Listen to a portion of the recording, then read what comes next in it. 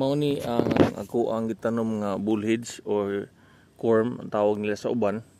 Parehasan sila nga similya. Pero kini nga side ini nga black din mga bullheads ni siya. Tanawon na to nga dili gid parehas ang tubo na igagmay na dagko na po kayo ang uban. Nga depende po ni sa kadagkoon sa bullheads nga imong gitanom. Mo ni siya. Pero dagko na gid siya, nakauna gid siya og buylo siya.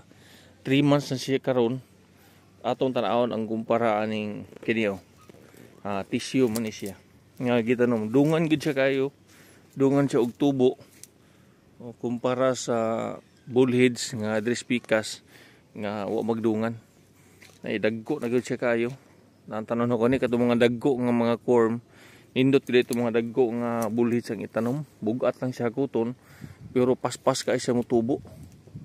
Oni ang kalainan sa duha. Ang tissue, dungan gid siya kayo.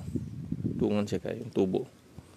Ang kining sa bullheads, paspas kay siya. Paspas kay na dagko na kay dahon kumpara sa tissue. Mo na kalainan sa duha.